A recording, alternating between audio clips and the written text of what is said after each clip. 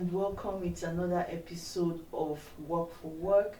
Today we have a VA in the house, a virtual assistant, and a caregiver. Her name is Blessing Joshua Francis, and I am looking forward to having this conversation with her because this is somebody whose lived reality is literally what we're talking about. Somebody who has household responsibilities, but is also capable of, you know, being involved in economic activities and is financially empowered. So, welcome to the show. Do I call it a show? Yes. Work for Work is a campaign. I'm sure that you know that, and the goal is to shine the light on work for women who are currently caregivers. And this is a group of women that a lot of people don't think about how important our work is. Without caregivers and homemakers, I mean, the society on its own cannot stand. We literally are the bedrock. But when work is being designed and work is being created, they seem not to consider those who are currently, in the act of giving care, but are also able to participate in economic activities. They have ambitions, they have skills, they're professionals, and all of that. So, my question to you would be, what was your experience as a caregiver before you went into the digital work, before you became a virtual assistant? So thank you for bringing me to this show. You were asking if it is a show. It's a show. So thank you for inviting me. Glad to have you. First of all, I want to appreciate your contribution to the virtual assistance industry. I mean, you're one of the people that gave us hope that we can actually do this professionally and show up with our bragging rights. Okay. So thank you for having me. Now, talking about what it was like for me before I got into the industry full time. It's a lot. Like, I'm actually thinking of what particular experience I should share, which of the experiences I should share now, right? I was doing 9 to 5. I was doing 9 to 5 and I was doing 9 to 5 before I got pregnant. I got pregnant during the COVID. So I was doing 9 to 5 until I had my baby. And when I had my baby, of course, I needed to make money, right? And I was ready to get back to work. It was necessary that I got back to work. And I must tell you, it was not funny. In fact, my then boss was a woman. God. There was no system in place for a nursing mom to be able to cope in that working environment. It was toxic. It was very toxic. I was staying at Alagbado then. My office was at Ikeja, so I had to shuttle from Alagbado to Ikeja every morning as early as 5 a.m. so that I'll be able to beat the traffic. If you are still around that area, you understand that. Were you carrying your baby? Yes, of course, I was carrying her with me. And she was not 1 year then. She was not 1 year. So I'll carry her with me to work as early as 5 a.m. so that I'll be able to beat the traffic, get to work early, settle into work. I'll feed her, then go drop her at a daycare that is very close to the office, then come and clock in, then start working. Sometimes I'll just be overwhelmed. Because as you're getting into the office, there are so many things on ground waiting for you. Sometimes I'm even shouting at you that you have to go and drop your baby first. Didn't you see this? Did you not receive my call? You have a lot of things on your mind already. And then you're also thinking of your child. How is she doing? So in between breaks that you get, you quickly run down there to go and check how is she doing. Is she taking her food? Are they inducing her? Because some people will give your child sleeping pills and all of that. So I had to constantly, it wasn't funny. Then I will be in the office till 6 p.m. Remember, there's still traffic going back home. So I'll be getting home, say like 10 p.m. sometimes, and I'm still going back again by 5 a.m. in the morning. So it was exhausting. It was really exhausting. My child fell sick so many times. Myself, I was sick so many times. We're not getting enough sleep. then talk about feeding, because all the time you're thinking of food on the go. You're not thinking of properly feeding your child. Or so it was terrible. It was an experience that I don't wish any nursing mom. It's something that you start questioning your relevance. You start asking yourself, why did I have a baby, or why did I choose to work? Either of the two. But meanwhile, two of them are supposed to coexist. Do you understand? Conveniently. But no, in that environment, it was very difficult. I had to make a choice. I had to resign. I eventually had to resign. So that's what it was like before I finally decided to fully come into virtual assistant. After that one, I still had another experience that looked a bit easier, or a lot more easier than the first one, but it was still the same thing. I would be in the office, say 6:59 a.m. Yes, and I was still staying in Alagbadu, and I was still living with my child. So if I'm going home, I'll go to school, pick her up, and then we hit the road. So most of the hours we spend it on the road together. So I told myself that this was not working. I have the skills, and that's the funny thing. For all of those places I worked, I was shuttling between my role in the office and being their social media manager without being paid. We'll come to that. We will come to that. Without being paid.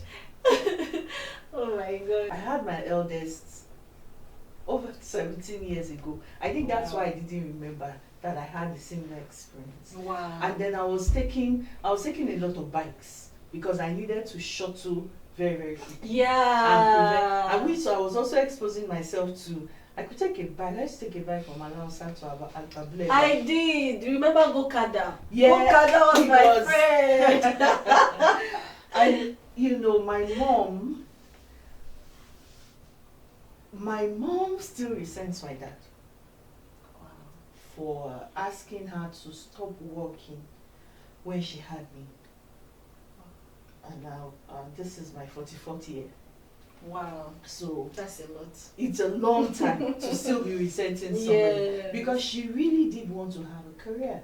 She wanted to have a long career in the bank, but she had to.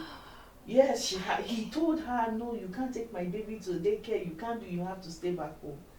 And this is the lived realities of millions of women in Nigeria, in West Africa, where you're having to choose between family and financial empowerment. And I see this all the time. The worry is, how do I live with myself when I know what I'm capable of, when I know my potentials, when I know, and then I'm reminded once in a while about the dreams and the ambitions that I had as a young woman. And then I suddenly have to put that on hold to take care of my family. And I love them. I want to take care of them. I'm happy to. But the question is, what do I do? I have to choose one. So the next question that I have for you, you mentioned that you went into virtual assistance. Now, in the workplace where you were before, you were juggling your actual job description along with social media management that was unpaid for. Yes. So let's talk about how you started to offer social media management services from home. Do you want to tell me about that? Yeah. I've always had this interest in helping people show up on social media. So whenever I meet you and I see that you're good at what you do, first thing I ask you is, do you have a social media platform? It's so bad that when I was a teenager, I was the one that opened Facebook accounts for all of my older siblings. And I could remember their login details, all of them. Wow. Yeah.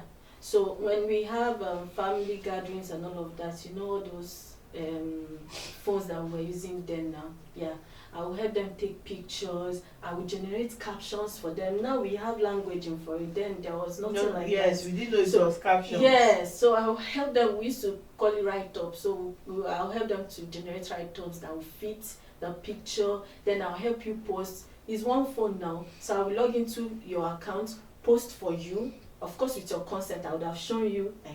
Then I'll log out, log into the other person's account. That was how I was doing. I just enjoyed doing it. I just loved doing it. So I grew up with that interest and that love for social media and visibility.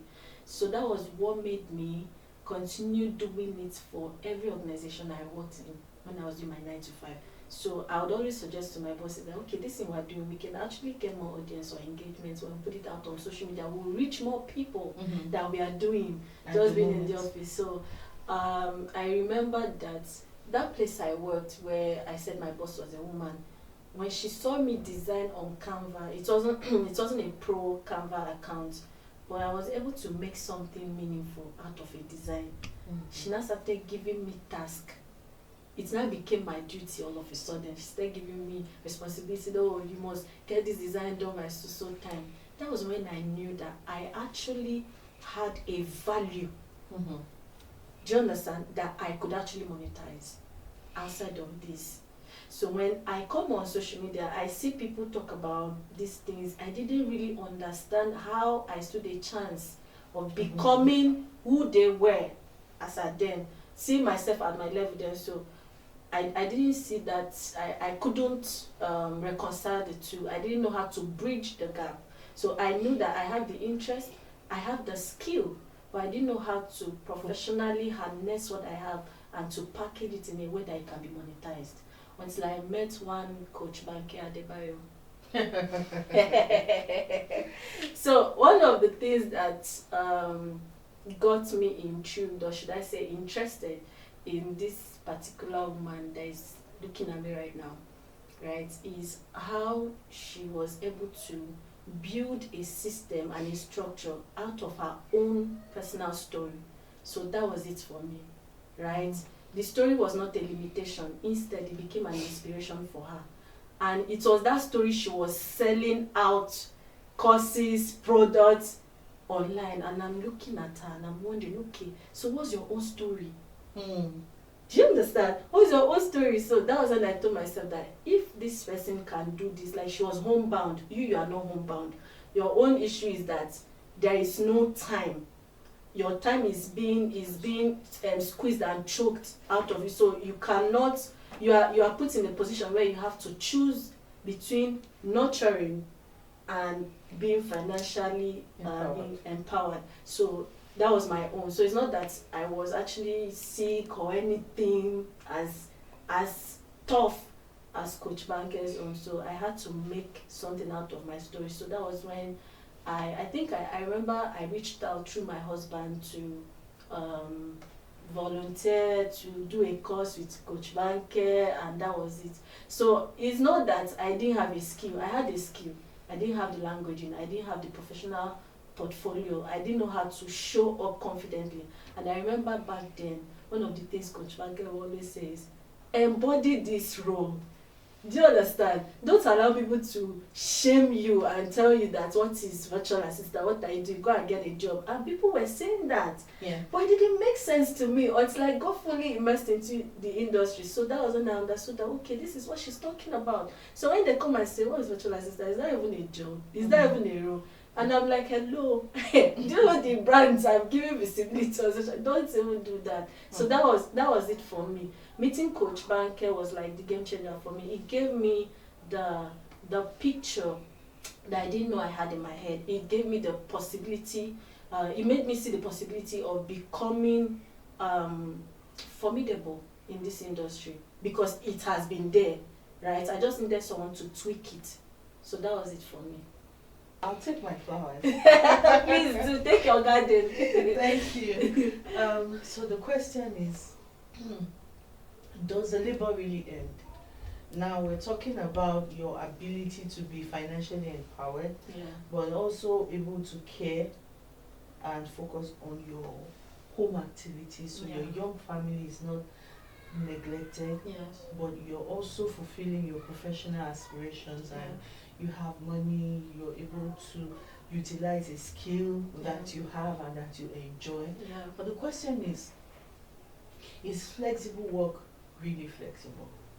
I remember a couple of years back, my youngest daughter came to me and said, Mommy, you're always at home, but you don't have my time. Oh my God.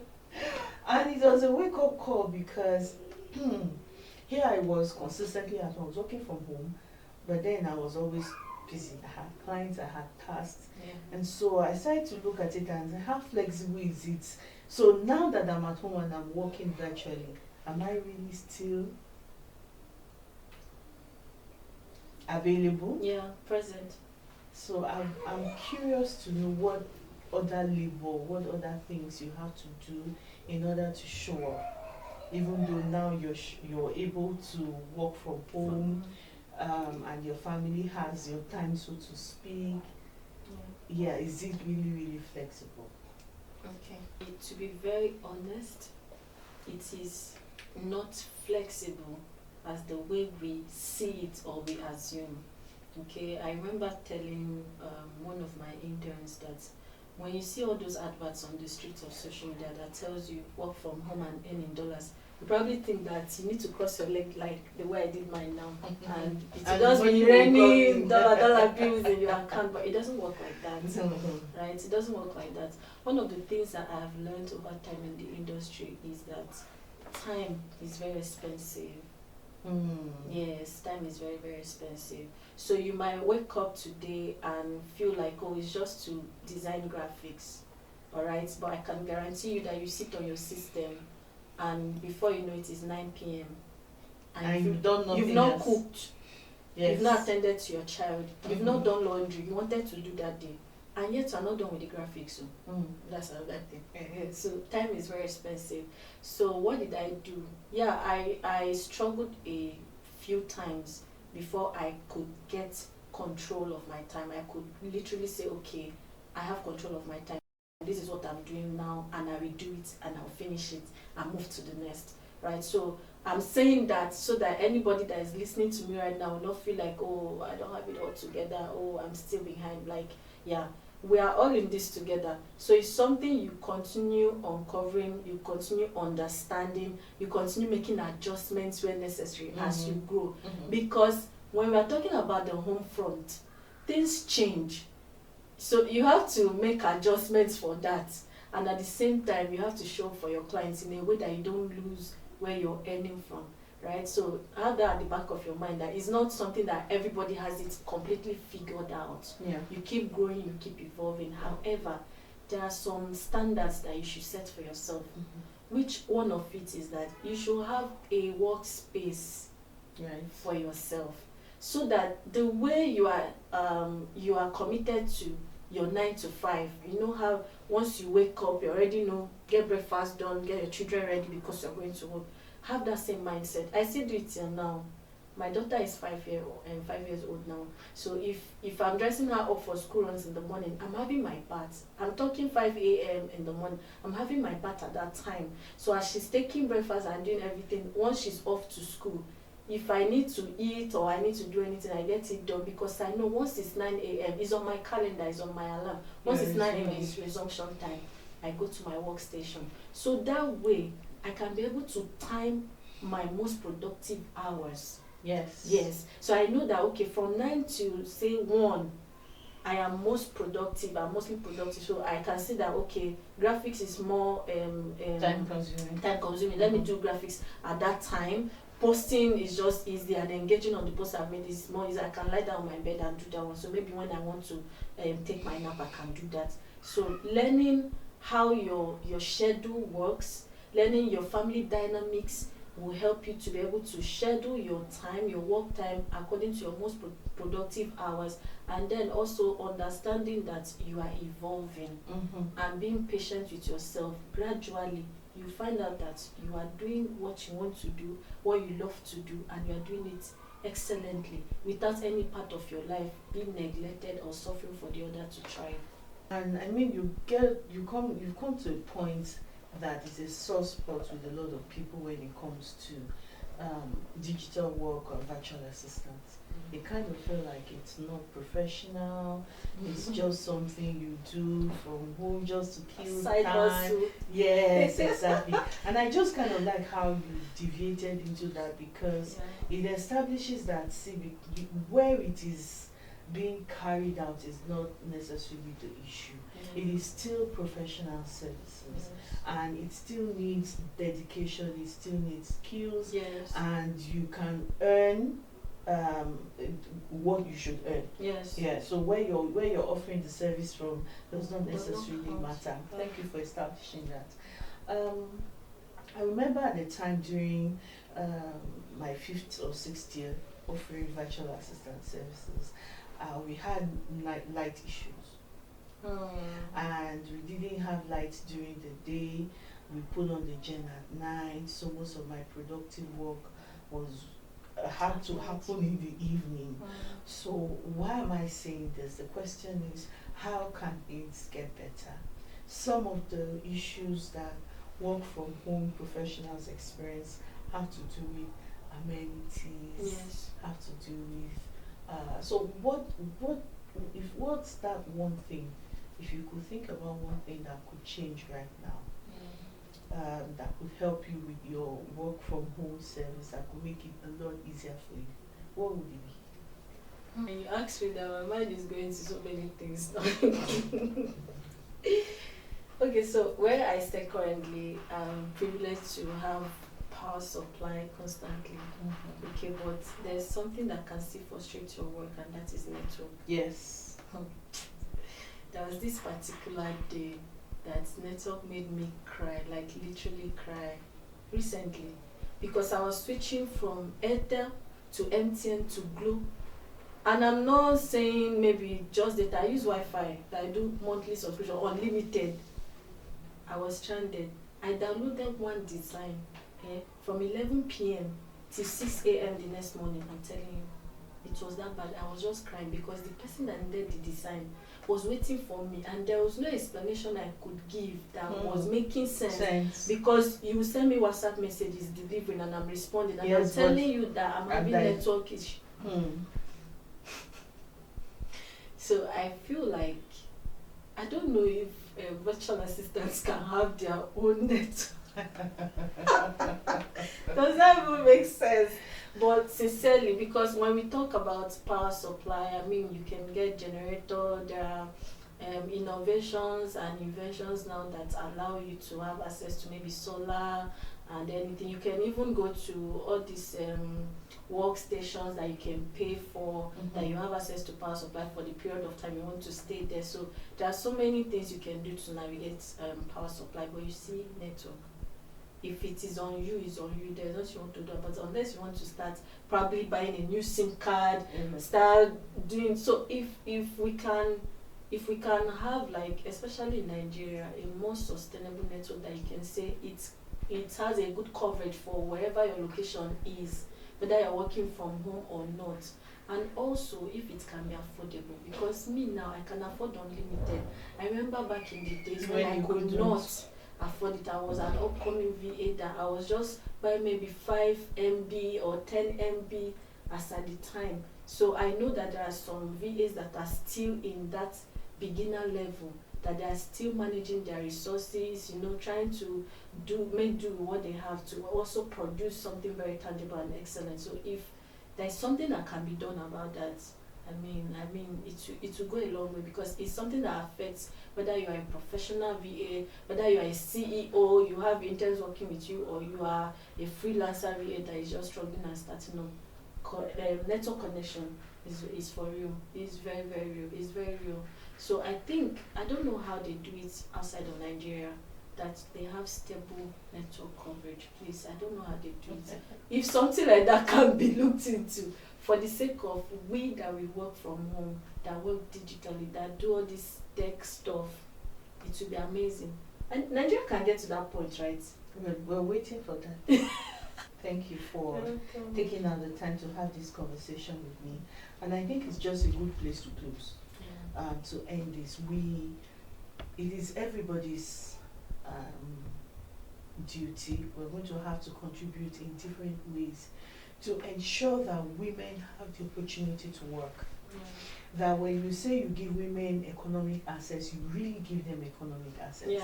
And so those who have found a way to leverage the digital space to start to earn money and be able to take care of their families should also be able to have good data, should have light when necessary. You know, all these different things. So yeah, I mean, at the end of the day, we're all going to have to come together to create policies, create opportunities, and you know, create solutions that would help women to actually enjoy working, even as they work.